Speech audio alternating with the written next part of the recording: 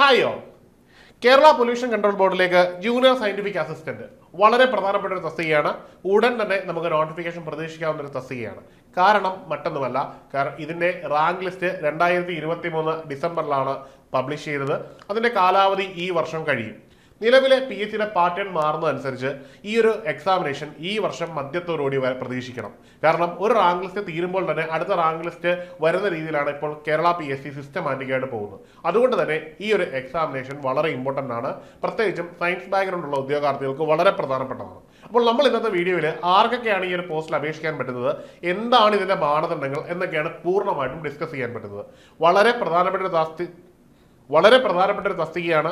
Social കമ്മിറ്റ്മെന്റും scientific ടെമ്പറും ഒക്കെ വളരെയധികം വേണ്ട ഒരു പോസ്റ്റാണ്. അതുകൊണ്ട് തന്നെ ഇതിൽ പ്രൊമോഷൻ സാധ്യതകളും അനവധിയാണ്. അപ്പോൾ നമുക്ക് ഓരോന്നായിട്ട് നോക്കാം. ഇവയിൽ എന്തൊക്കെയാണ്, ഏത് അടിസ്ഥാനത്തിലാണ് നമുക്ക് അപേക്ഷിക്കാൻ പറ്റുന്നതെന്ന് നോക്കാം. ആദ്യമായിട്ട് വിദ്യാഭ്യാസം ഏതൊക്കെ മേഖലയിലുള്ളവർക്കാണ് ഈ ഒരു പോസ്റ്റിൽ അപേക്ഷിക്കാൻ പറ്റുന്നത്, അതായത് നിങ്ങളുടെ യോഗ്യത എന്താണ്. ഇവിടെ പറയുന്ന എല്ലാ വിഷയങ്ങൾക്കും ഇവിടെ ഞാൻ നിങ്ങളോട് പറയുന്ന എല്ലാ വിഷയങ്ങൾക്കും മിനിമം 50% മാർക്കുള്ളവർക്ക് മാത്രമേ ഈ ഒരു പോസ്റ്റിൽ അപേക്ഷിക്കാൻ പറ്റുകയുള്ളൂ. മാത്രവുമല്ല, ലൈഫ് സയൻസ് പോലുള്ള വിഷയങ്ങൾക്ക് കെമിസ്ട്രി ഒരു പേപ്പറായിട്ട് എടുത്തവർക്കേ ഈ ഒരു പോസ്റ്റ് അപേക്ഷിക്കാൻ പറ്റൂ. അപ്പോൾ ഏതൊക്കെയാണ് സബ്ജക്റ്റുകൾ നോക്കാം. ആദ്യമായിട്ട് കെമിസ്ട്രിയാണ്.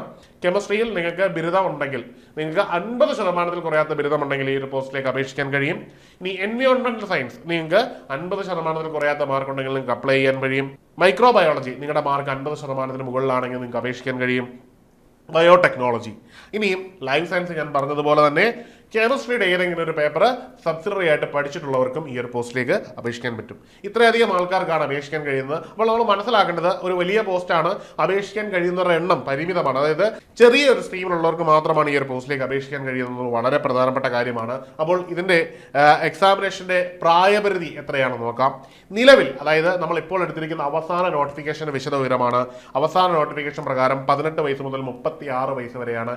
എന്നാൽ നിലവിൽ ഈ നോട്ടിഫിക്കേഷൻ വരുമ്പോൾ ഈ ഒരു പ്രായപരിധി മാറാനുള്ള സാധ്യത വളരെ കൂടുതലാണ്.